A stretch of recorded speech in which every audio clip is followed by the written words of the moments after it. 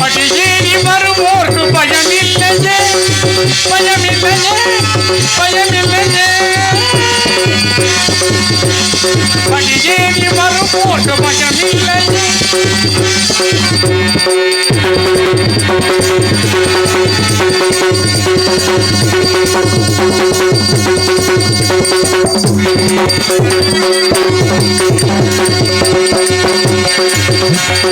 படியேறி வருவோர்க்கு பயம் இல்லையே, செய்த பாவங்கள் தீரவே வழியில்லையே.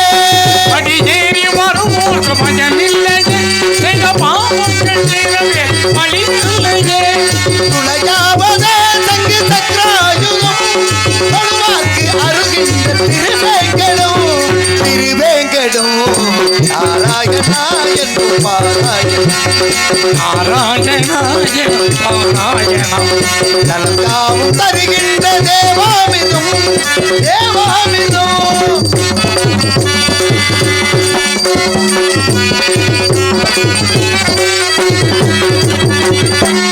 சக்திகளின் முத்து விளைத்திட சக்தி விளைத்தவரை, தேவர்கள் ஓவர்கள் யாவரும் போட்டு தேர நினைத்தவரை. சக்தி கிடைத்திட முக்தி கிடைத்திட சக்தி விளைத்தவரை, தேவர்கள் மூர்கள் யாவரும் வேண்டிய வேத நினைத்தவரை. தத்துவ வேதம் வித்தவரைக்கு தாழ்வாய் மலை, அவன்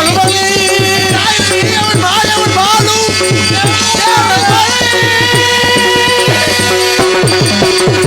நாராயண மக அறிவோம் நமோ, நாராயண மக நமச்சிவாய நமக. காரகார காரகார காரண்டமுடியன் மாறமாற பார்க்கின்ற மரசி ராமராமன் உச்ச மந்திரத்தால் பிரம்மன் ஆசை பிடிக்கிறான். விண்ணத்தில் அன்னங்கள் தோட்ட வைக்கப்படுவது என்பதோ உண்மைதான். அப்படி கலக்க நாரதான் காலையில் இருந்து கர்ம காரியங்களை எல்லாம் முடித்துவிட்டு நேராக சென்றேன் சத்தியுலகம். அங்கே விட்டு போகணும். பராபரத்தில் பரம், பரத்திலே சிவம், சிவத்திலே சக்தி, சக்தியிலே சதாசிவம், சதாசிவத்திலே மகேஸ்வரன், மகேஸ்வரத்திலே ருத்ரம், ருத்ரத்திலே விஷ்ணு, விஷ்ணுலே பிரம்மா, பிரம்மாவிலே அப்பு, அப்பிலே வாயு, வாயுலே பிறகு, பிறகுலே அன்னம், அன்னத்தில் வச்சியில் தொட்டு வைக்கப்பட்டன. திருஷ்டி, திருதி, சம்ஹாரம் சொல்லக்கூடிய முத்தொழிலுக்கும் திசை பிரம்மனாக்கப்பட்டவன் முதன்மனாக நால்வரை படைத்தார். அவர்கள் ஜனகர், ஜனதர், ஜனந்தனர், ஜனத்குமாரர் என நால்வர் படைத்து இந்த உலக உற்பத்திக்குள்ள பிரம்மத்தில் விட்டான். அதை ஏற்று செப்பன செப்பன நடந்தார்கள். யாம் ஒருவன் மாத்திரம் இல்லறம் என்பதை அகற்றினேன், சுயன்பம் கொண்டேன். மண்ணாசை, பெண்ணாசை, பொருளாசை என்று சொல்லக்கூடிய மூவாசைகளும் வெறுத்து இந்த ஜடா முகுடத்தை முடித்து இந்த மகஜாலை சேர்த்து அபிஷேகப்பிரியா சிவா, அலங்காரப்பிரியா விஷ்ணு, ஸ்தோத்திரப்பிரியா சூர்யா, சாஸ்திரப்பிரியா சகதேவா, சத்யப்பிரியா ஹரிச்சந்திரா, கலகரப்பிரியா சுந்தராம்பா, கன்னிப்பிரியா கந்தா, மசப்பிரியா கார்த்திகேயா, கலகப்பிரியா நாராயண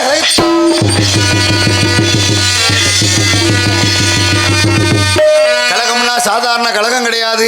காலையில் வீட்டுக்கு போனால் எங்கள் அம்மாவோட கழகம், என்னப்பா இவ்வளவுதான் சம்பளமாண்டுது, வீட்டுக்கு போனால் தான் கழகம் நடக்குது. நம்ம சங்கத்துக்கு போகணும்னா சங்க கணக்கு பிள்ளையோட கழகம், உனக்கு வேற வேலையே இல்லையா, வருஷம் முழுதும் அட்வான்ஸ் தான்ன்றாரு.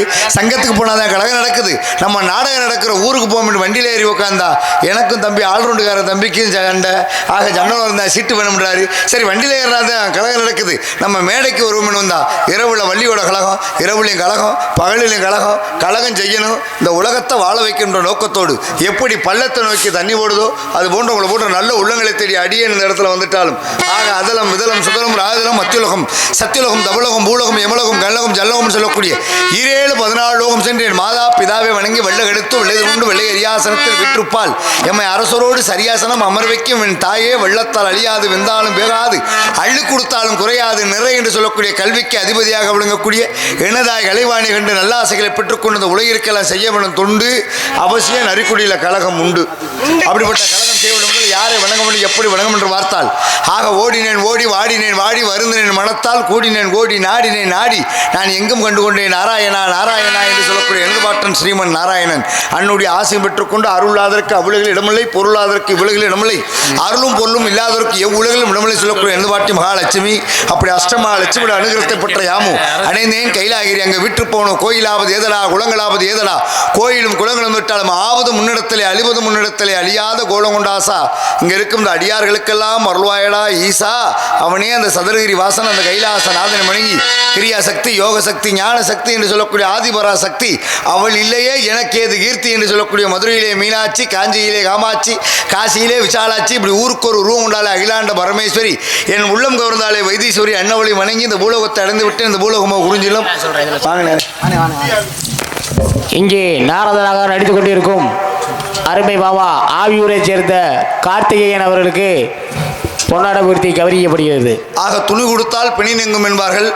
அந்த வகையிலே அதனால தான் பாருங்க, மகாபாரத்தில் கூட குசேலம் போய் கந்த துணியில் கிருஷ்ண பரமாத்மாவுக்கு கொஞ்சோன்னு அவ்வளோ கொடுத்தவனே சகல யோகமும் பெற்று, கந்த துணினால கிழிஞ்ச துணி, இந்த கிழிஞ்ச துணியில் கொண்டு போய் கொஞ்சோன்னு அவ்வளோ கொடுத்தவனே சகல யோகமும் பெற்று சௌபாக்கியம் பெற்று பெருவாழ்வு வாழ்ந்தான்.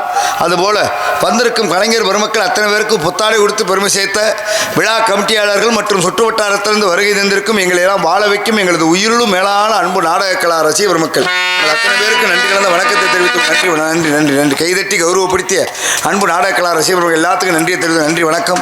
அடுத்து நல்லதொரு நாடகத்திற்கு ஒளி சுருக்கியாக இல்லாமல் ஒளிபெருக்கி அமைக்கக்கூடிய நாடக கலைஞர் மனதில் என்றும் நீங்கா இடம் பிடித்த அன்பு அன்னார் அவர்களுக்கு நன்றி கலந்த வணக்கத்தை தெரிவித்துக் கொள்ளுங்கள். நன்றி வணக்கம்.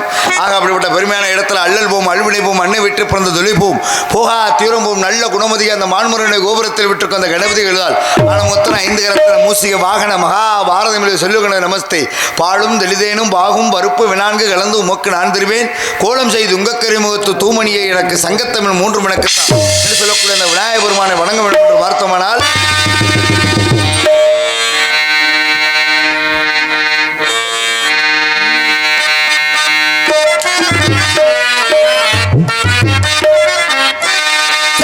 கண்ணபதியே எங்கள் உள்ள சித்தி விநாயகனே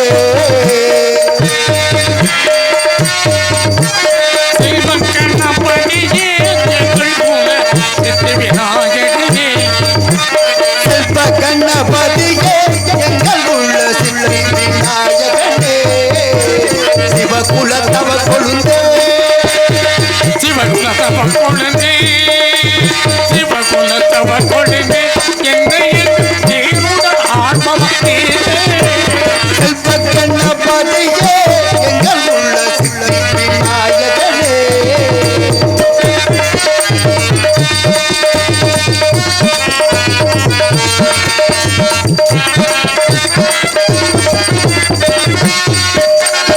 ஆதிக்கும் காரணனே பிள்ளை முக ஆனந்த பூரணனே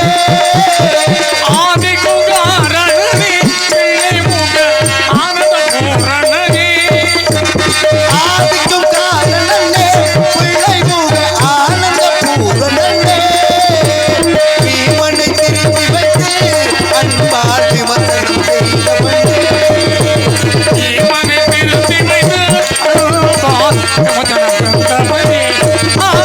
செல்வ கண்ணபதியே எங்கள் உள்ள சித்தி விநாயகனே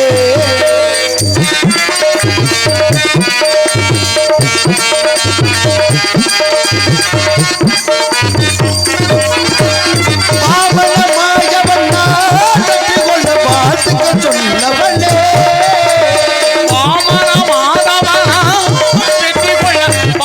சொன்னவனே கீதையை எளிது தந்து அன்பால் விமர்சனம் செய்தவனே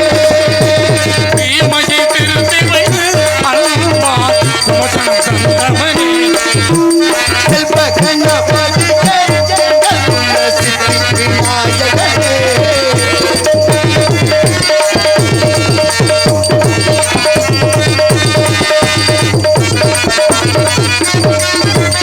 நல்லதோர் செயலிலெல்லாம் உணர்ந்திருக்கும் வல்லவ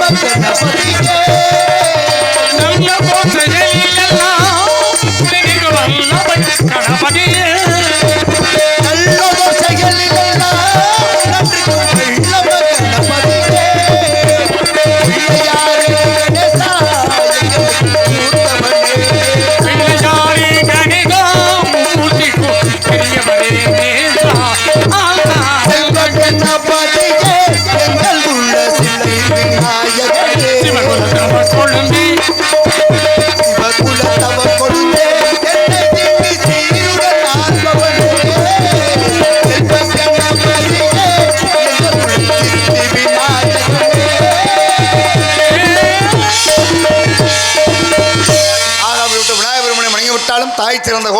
தந்தோ செல்மக்க மந்திரமில்லை 1000 உறவுகள் இருப்பின் அன்னை தந்தை அன்பு என்ற பெரியோர்கள் முன்னோர்கள் வாக்கு கிணங்க வெண் தாமரை வந்து 4 வேதம் 6 சாஸ்திரம் 18 புராணம் 28 ஆமம் 32 தான தர்மம் 64 96 தத்துவம் இப்படி ஆக்கும் அங்கத்துக்கு முறையில் எண்ணதாய் கலைவாணி அன்னுடைய ஆசையும் இருக்கமெனும் உலகில் ஓரறிவு புல் பூண்டு ஈரறிவு நீர்வாழ் வீரம் 3 அறிவு ஊர்வனை 4 அறிவு வரவையினம் 5 அறிவு ஆடு மாடு 6 அறிவு மனிதர்கள் இப்படி ஓரொரு முறை 6 அறிவு படைக்கக்கூடிய இழந்தந்தை பிரம்மன் அன்னுடைய ஆசையும் இருக்க வேண்டும் என்று பார்த்தோம்னால் அன்னையும் பிதாவும் முன்னறி தெய்வம் என்று உலகத்திற்கு எடுத்துக்காட்டாக சொன்னவள் அவை மூதாட்டி அன்னையும் பிதாவும் முன்னறி தெய்வம் என்று பாருங்க. என்னுடைய தாயுடைய இதே கமலத்திலே இந்த உலகத்தை கண்டேன் என்று சொன்னார். யாரு?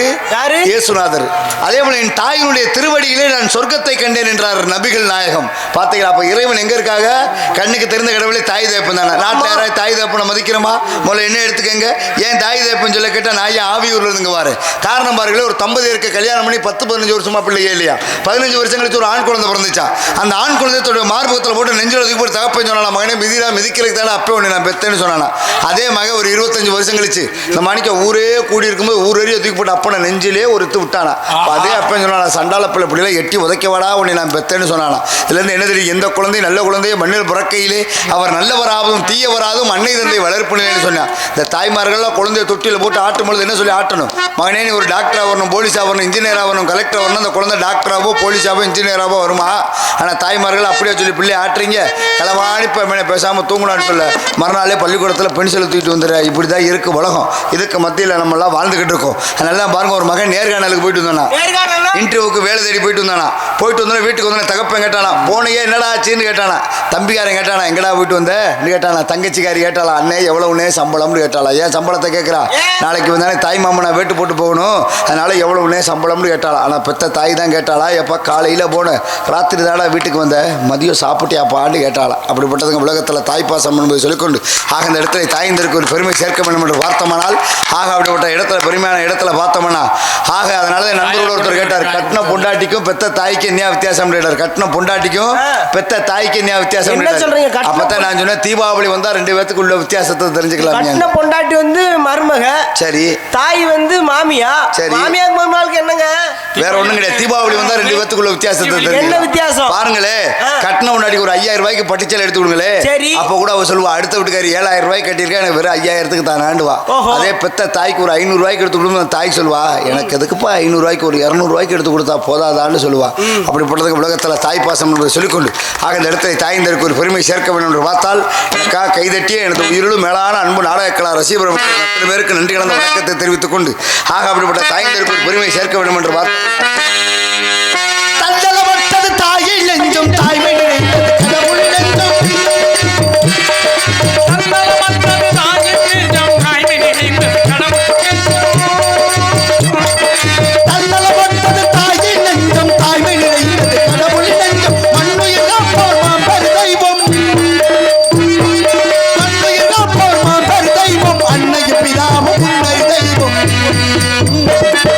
தாய் திறந்த கோவிலும் இல்லை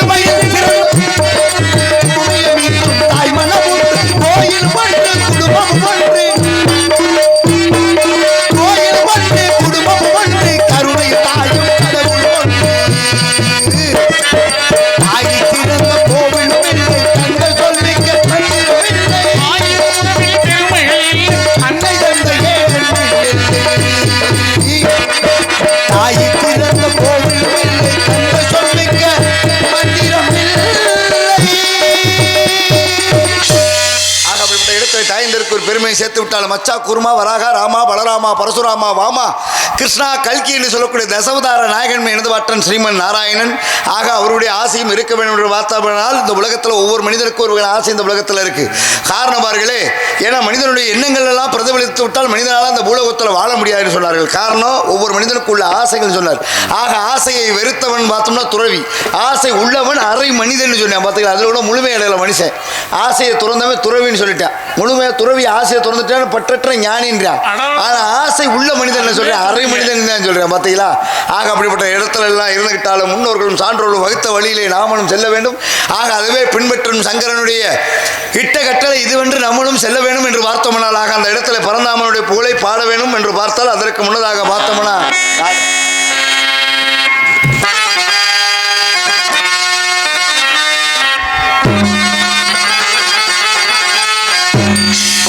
பன்னீர் மழை சொரியும் மேகங்களே எங்கள் பரந்தாமல் மையலைகள் பாடுங்களே.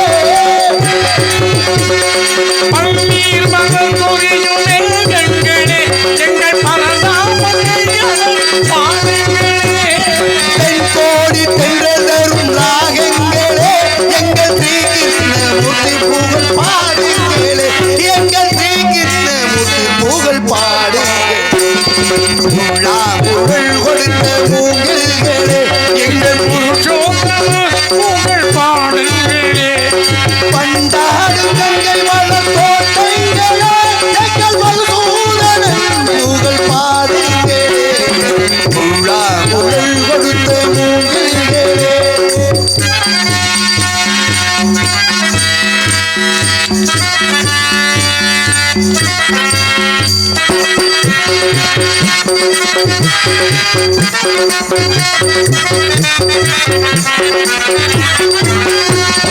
குருவாயுதனில் அவன் தவழ்கின்றவன் ஒரு கொடியோடு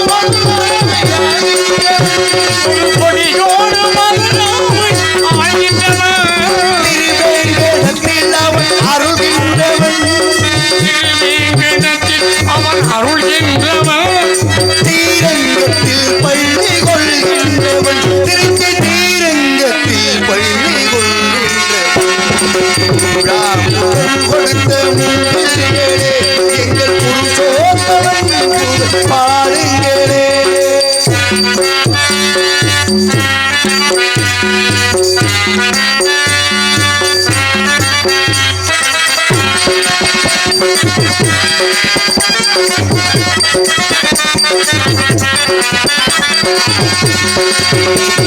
பாஞ்சாலி புகழ் காக்க தங்கை கொடுத்தான் அந்த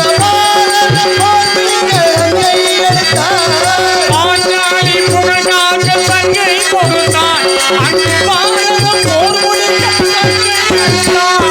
பாண்டவர்க்கு உரிமையுள்ள பங்கை கொடுத்தான். பாண்டவர்க்கு உரிமையுள்ள பங்கை கொடுத்தான். நாம் படிப்பதற்கு கீதை என்னும் பாடம் கொடுத்தான். நாம் படிப்பதற்கு பகவத்கீதை பாடம் கொடுத்தான். புகழ் கொடுத்த மூங்கில்களே எங்கள் புருஷோத்தமன் புகழ் பாடுங்கள். பண்டாடும் கங்கை மலர்ந்தோடு எங்கள் மதுசூதனன் புகழ் பாடுங்களே. புகழ் கொடுத்த மூங்கில்களே எங்கள் புருஷோத்தமன் புகழ் பாடுங்களே.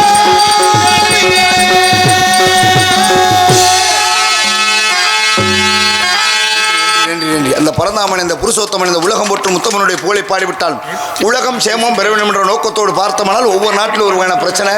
ஆக நாட்டில் எவ்வளோ பிரச்சனைனாலும் பரவாயில்ல தீர்த்து வச்சிடலாம். ஒவ்வொரு வீட்லேயும் ஒவ்வொரு ஊர்லேயும் எவ்வளோ பிரச்சனை, ஊரில் எவ்வளோ பிரச்சனை ஊர் தலைவர்கிட்ட சொல்லி தீர்த்து வச்சலாம். ஆனால் ஒவ்வொரு வீட்லையும் ஒவ்வொரு குடும்பத்திலையும் தீர்க்க முடியாத பிரச்சனைன்னு ஒன்று இருக்கு. என்ன பிரச்சனை சாமி?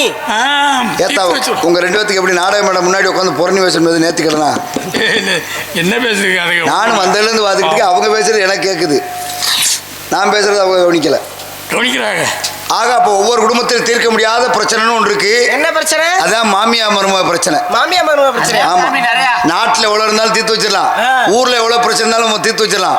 ஒவ்வொரு வீட்லயும் ஒவ்வொரு குடும்பத்திலும் தீர்க்க முடியாத ஒரே பிரச்சனை மாமியா மருமக பிரச்சனை தான். ஆமா சாமி. பாருங்களேன், ஒரு சின்ன உதாரணம் சொல்லுங்க. ஆண்களுக்கு நிகரா பெண்கள் தாய்மார்கள் இங்க நிறைய பேர் உட்காந்துருக்காங்கல்ல, எங்க இந்த கூட்டத்துல யாராவது ஒரு ஆளு என் மாமியா பக்கத்துல தான் உட்காந்து நாடகம் பார்க்கறேன்னு யாராவது ஒரு ஆளை கைதுக்கு சொல்லுங்க. மருமக அதெல்லாம் இப்ப சௌரியமா ஆயிடுச்சு எல்லாம். என்ன காரணம் தெரியுமா? என்ன போன்ற ஒரு இளைஞன் காதலிச்சு கல்யாணம் பண்ணிக்கிட்டானா. கல்யாணம் பண்ணி வீட்டுக்கு வந்த மருமகாரி சொன்னாலா, அத்தை நீங்க தனி கொடுத்துறோம்லாம் போகாதீங்க. நான் எக்கோ அப்படின்னு அத்தை தனி கொடுத்தோம்லாம் போகாதீங்க, எங்க வீடே இருங்க, உங்களுக்கு 3 நேரம் சோறு 2 நேரம் காப்பி தண்ணி நான் போட்டு தரத்தினால 6 மாசம் கழிச்சு இந்த 3 நேரம் சோறு 1 நேரம் சோறா மாறிச்சு, 2 நேரம் காப்பி 1 நேரம் காப்பியா மாறிச்சு. கடைசியில் சோறு முள்ள காப்பி முள்ள வீட்டுக்கு வெளியே திண்ணையில தள்ளிட்டா. திண்ணையில படுத்த படுக்க கிடந்து இந்த கிளவி செத்து போயிட்டா.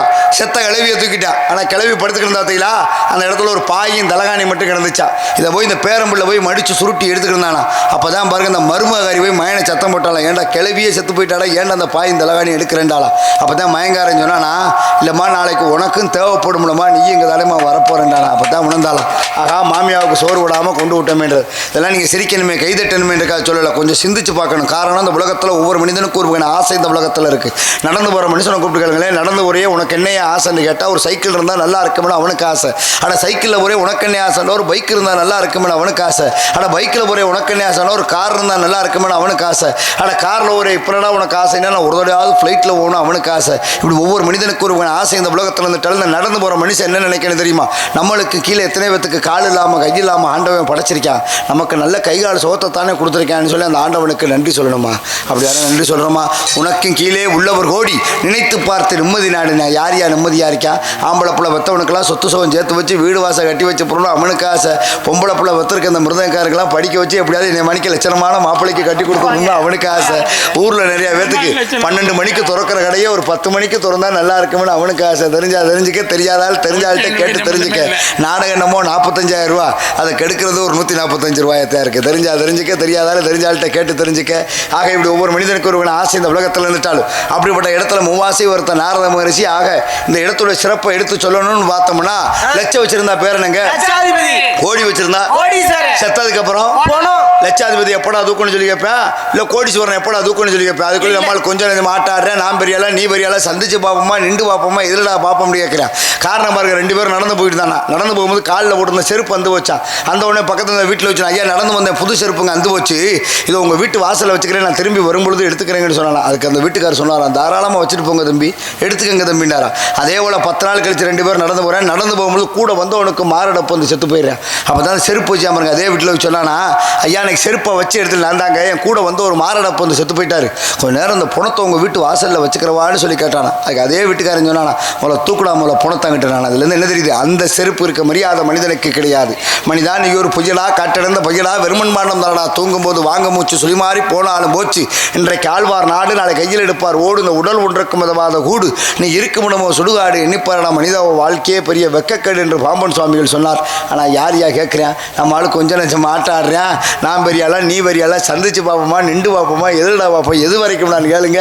மனிதனுடைய வாழ்க்கையே ஒரு புளிய மரமும் மனித வாழ்க்கை ஒன்றுன்னு ஒருத்தர் சொல்றாரு பார்த்தீங்களா. புளிய மரமும் மனிதனுடைய உடம்பு ஒன்றுன்றாரு. என்ன சொல்றீங்க பாருங்களே, புளிய மரம் நல்லா பெருசாத்தான் இருக்கும், ஆனா புளிய மரத்துக்குள்ள என்ன விழுந்து கிடக்கும், கூடு விழுந்து கிடக்கும். அதே போல நான் 10 வேத்தத்துக்கு போடுவேன், ஆனா அவன் உடம்புக்குள்ள என்ன வியாதி இருக்குன்னு யாருக்காவது தெரியுமா. அதனாலதான் சொன்னார்கள், அப்படிப்பட்ட சித்தாந்த கணக்கோட நம்மளும் இருந்து விட்டோம்னால், ஆக அப்படிப்பட்ட இடத்துல பாருங்க, மனுஷனுக்கு மண்ணின் மீது ஆசை, மண்ணுக்கு மனுஷன் மேல ஆசை, கடைசியில் யாரு வெற்றி பெறாலும் அந்த மண்ணு தான் வெற்றி பெறதா. என்ன காரணம் தெரியுமா, ஒரு பெருங்கொண்ட கோடீஸ்வரன் சொன்னாங்க, எங்க ஐயா அந்த ஊர்ல ஒரு 100 ஏக்கரை வாங்கினாரு, அதே ஊர்ல எங்க அப்பா ஒரு 10 வீட வாங்கி வாடகைக்கு விட்டாரு, நான் ஒரு 5 வீடாவது வாங்குவேன்னு சொன்னாங்க. அப்பதான் இந்த மண்ணு சொல்லிச்சாட இருக்கு பேலே, உங்க ஐயாவையும் நான் தாண்டா வாங்கி இந்த மண்ணுக்குள்ள ஓட்டேன், உங்க அப்பனையும் நான் தாண்டா வாங்கி உள்ள ஓட்டேன், இன்னும் ஒன்னே நான் இன்னைக்கோ நாளைக்கோ என்னைக்கு வாங்கி போட போட்டு மண்ணு மனுஷனை பார்த்து சிரிச்சிச்சா. இதெல்லாம் மனிதன் மனிதன் கொண்டாள், மனிதன் மனிதனாக வாழலாம்னு சொல்லிக்கொண்டு அழகாக சொன்னானே ஒரு கவிஞன்.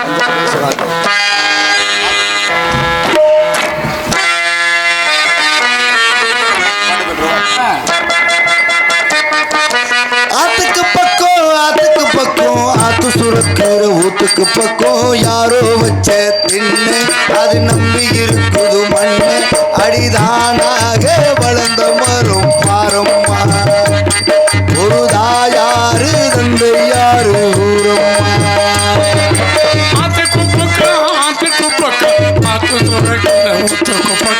யாரோ வச்ச திண்ணு, அது நம்பி இருக்குது மண்ணு, அடிதானாக வளர்ந்த மரம் பாரம்மா, ஒரு தாயாரு தந்தை யாரு ஊரம்மா.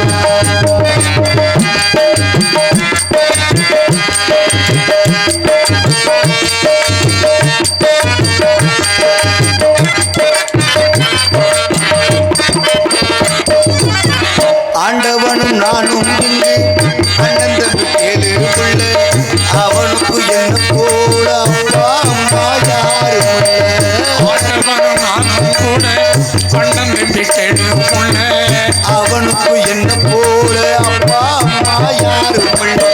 ஓடும் நதி ஒருத்தனுக்கு சொந்தமில்லை அம்மா.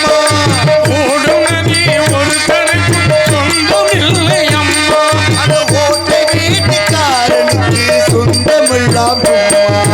ஆத்துக்கு பக்கம் ஆத்து சுரத்துற ஊத்துக்கு பக்கம் யாரோ வச்ச தென்னை அது நம்பி இருப்பது மண்ணு.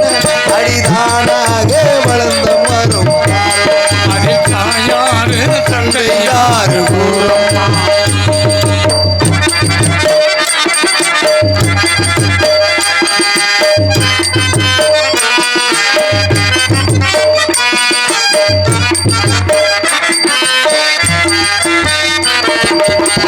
வாலிபத்தில் கடனை தீர்க்க தாலி ஒண்ணு பெண்டம் தான். தாலிபட்ட கடனை தீர்க்க தாயார் பெற்று கடனுக்காக தாயார் என்ன பெற்று நம்மை சுமக்கு பூமி இந்த கணக்கு போட்டு இருக்குது. நம்மை சுமக்கும் பூமியும் ஒரு கணக்கு போட்டு இருக்கு. அது நாளை வாங்க வரவுக்காக இன்று நம்மை ஆத்துக்கு பக்கம் ஆத்து சுரத்துற ஊத்துக்கு பக்கம் யாரோ வச்ச தென்னை அது நம்பி இருக்குது மண்ணு. அடிதானாக வளர்ந்த மரம் பாரம்மா. ஒரு தாயாரு தந்தை யாரு ஊரம்மா. அடிதானாக வளர்ந்த மரம் பாரம்மா. ஒரு தாயாரு தந்தை யாரு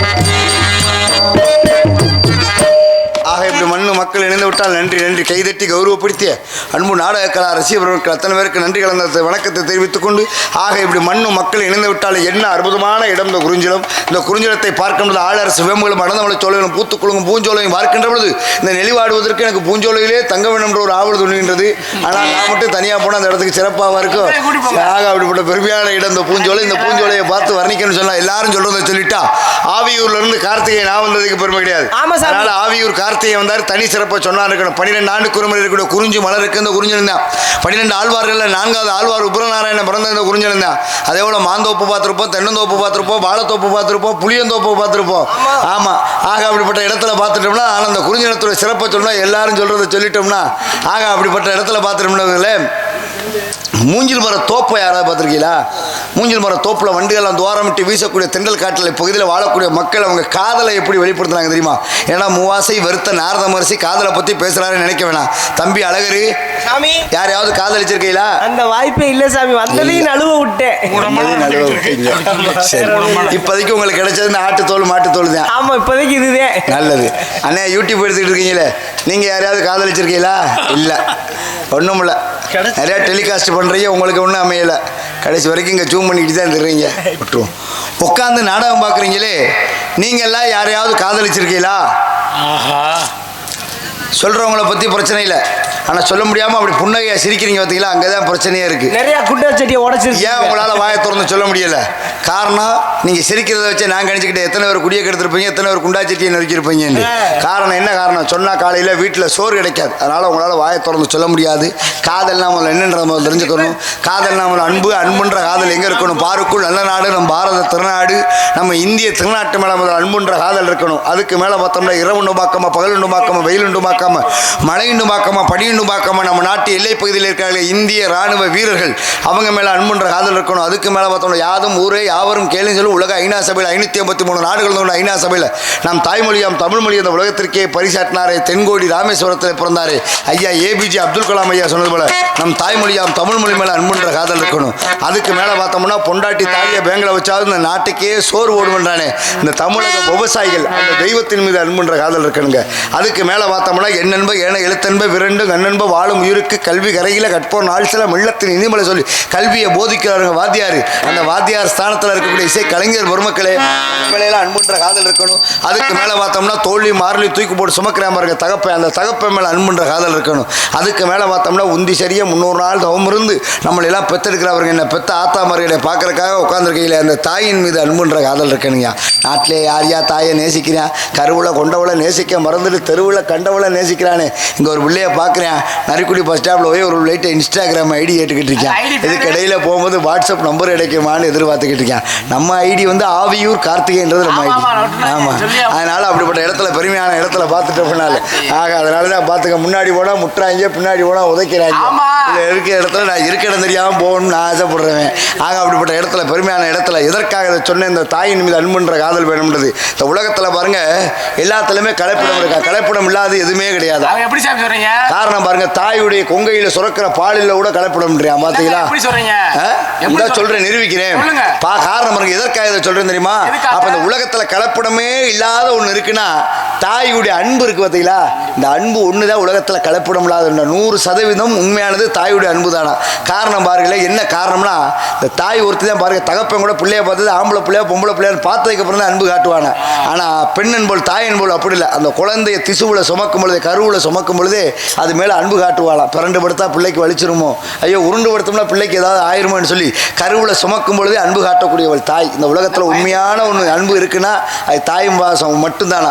எதற்காக இதை சொல்றேன் பாருங்க, இப்படி தாய் மீது பற்று கொண்ட ஒருத்தர் என்ன பண்ணானா, என்ன போன்ற இளைஞன் காதலிச்சு கல்யாணம் பண்ணிக்கிட்டு பொண்டாட்டிக்கு ஒத்தாசையா இருக்கட்டுமே பெத்த தாயை கொண்டு போய் ஒண்ணுமா வச்சானா.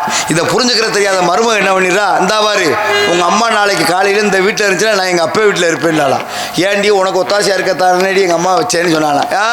உங்க அம்மா கொண்டு வைக்காத அநாத ஆசிரமத்தில் கூட சரி, இங்க இருக்கக்கூடாது உங்க அம்மான்னு சொல்லி.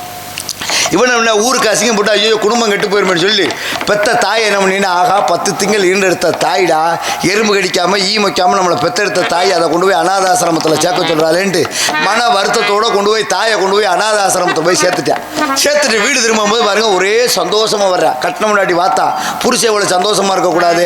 அப்பதான் கேட்கிறா, ஏங்க இவ்வளவு சந்தோஷமா இருக்கல, போகும்போது மன வருத்தத்தோட போனீங்க, வரும்பொழுது இவ்வளவு சந்தோஷமா வர்றீங்களே என்னங்க காரணம்னு கேட்டாலாம். அப்பதான் சொன்னா, இல்லடி எங்க அம்மாவை கொண்டு போய் அநாத ஆசிரமத்தில் சேர்க்க போறோம்னு மன வருத்தத்தோட போனேன்.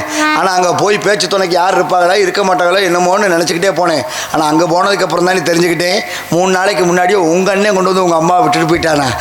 நான் அப்பத்தான் உணர்ந்தாளா, ஆகா இங்கே படுத்துற மணிக்கு தானே அங்கே ஒருத்தி படுத்துவான்றதை உணர்ந்துட்டாளா. இதெல்லாம் நீங்கள் சிரிக்கணுமே கைதட்டணுமே சொல்லலை, கொஞ்சம் சிந்திச்சு பார்க்கணும். உங்களுக்கு சொல்கிற அளவுக்கு எனக்கு வயசோ அனுபவமோ கிடையாது. ஆக இருந்தாலும் இந்த நாரதன்ற கதாபாத்திரத்தில் இருக்கனால என்னை எப்படியெல்லாம் பேச தோன்றுதல் சொல்லிக்கொண்டு இந்த உலகத்தில் காதல்ன்ற ஒரு விஷயம் எப்படியெல்லாம் இருக்குன்றதை எடுத்துக்க. என்ன போன்ற இளைஞர் நீங்க என்ன காதல் வச்சிருக்கீங்களா? ஓயாம காதல் உங்க காதல்லாம் எப்படிங்க இருக்கும்? காதல் பண்ணுவோம் கலட்டி விட்டுருவோம். காதல்ன்ற ஒரு விஷயம் எப்படி இருக்குன்னா, நீங்க உங்களுடைய காதல்ல எப்படி இருக்கும்னா, நமக்கு ஒரு வாய்ப்பு கிடைச்சிருந்தா ஆச்சரிய மாட்டோமா தகப்பன ஆயிர மாட்டோமான நினைப்புல காதலிப்பீங்க. ஆனா என்னுடைய காதல் நான் போய் அவன் தகப்பன்ட்ட சொன்னையா. ஆக அதெல்லாம் பாருங்க, அப்படிப்பட்ட காதலை எடுத்து சொல்லணும்னு பார்த்தோம்னா, கண்ணு துறந்தா ஒளிவல்ல கால் எடுத்தா நடவல்ல, நான் ஒன்னு நினைச்சு வாழ்ந்து வந்த மனசுல, இப்ப நான் ஆவியூர்ல ஒரு 5-6 லட்சத்தை இழந்து திரியிற தெருவில. என்ன 5-6 லட்சமா? கண்ணு துறந்தா ஒளிவல்ல கால் எடுத்தா நடவல்ல, ஒன்னு நினைச்சு வாழ்ந்து வந்த மனசுல,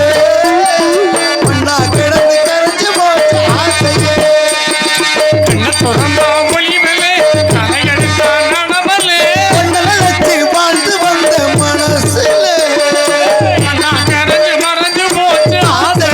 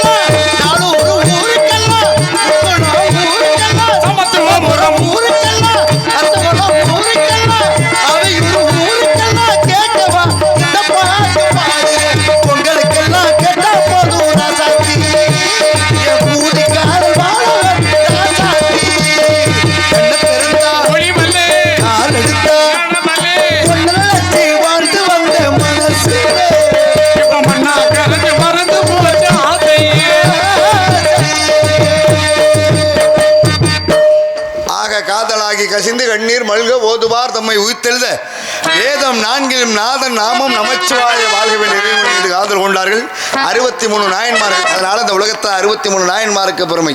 ஆக அப்படிப்பட்ட இடத்துல பார்த்தோம்னா அதே நேரத்தில் அன்பே சிவம் என்று சொன்னார்கள் திருச்சுழியில் பிறந்த ரமண மகரிஷி. ஆக அதனால இறைவனை கண்டார். அதே நேரத்தில் வாடிய வயிறை கண்ட போதெல்லாம் என் மனம் வாடினேன் என்றார். அருள் பெருஞ்சோதி தனிப்பெருங்கருணை அருள் பெருஞ்சோதி தனிப்பெருங்கருணை ராமலிங்க அடிகளார் வள்ளலார் பிறந்தார். இந்த உலகத்தில் ஜீவகாருண்யம் தலை தோங்கியது. அதே போல தனி ஒரு மனிதனுக்கு உணவில்லை என்றால் இந்த ஜெகத்தையே அழித்து விடுவோம் என்றார் முண்டாசு கட்டிய மூத்த புலவர் பாரதியார் பிறந்தார். ஆக இந்த உலகத்தில் பாருங்க ஒருவேளை சோறாவது மனுஷனுக்கு கொடுக்கணுன்ற ஈகை குணம் மனிதனுக்கு பிறந்தது.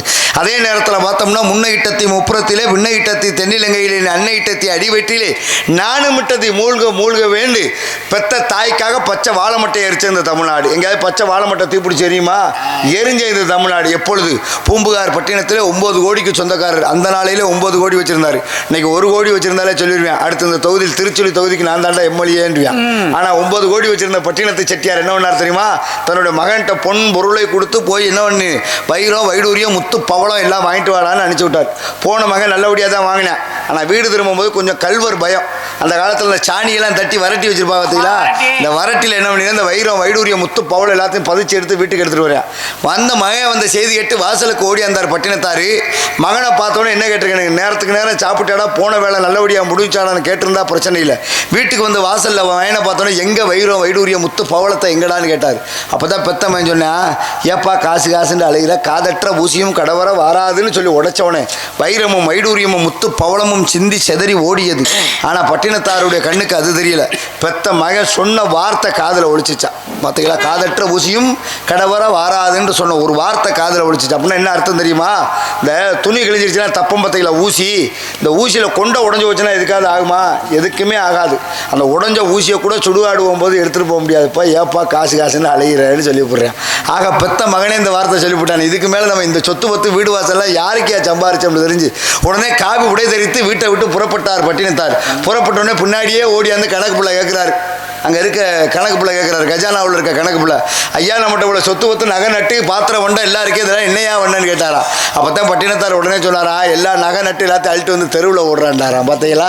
எப்படி பற்றற்ற ஞானியாக இந்த உலகத்தில் வாழ்ந்து காமித்தார். அப்படி வாழ்ந்து காமித்த பட்டினத்தாருக்கு ஒரே ஒரு கடமை மட்டும் இருந்துச்சு.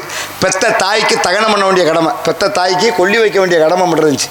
ஒரு நாள் அந்த தாயும் தவறி போனால் தாயுடைய சடலத்தை கொண்டு சுடுகாட்டுக்கு கொண்டு போயிட்டான்.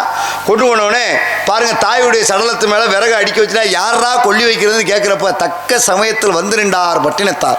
பார்த்தார், 10 திங்கள் ஈண்டெடுத்த தாய்டா, உந்தி சரிய தொடர் எடுக்காம பெத்தெடுத்த தாய்டா, அவன் மேலே அப்படி விறக வைக்கிறீங்களா, அவன் மேனி நோகாதான்னு சொல்லி விறக பூரா விளக்கி விட்டு தாயுடைய சடலத்தை தூக்குனாராம்.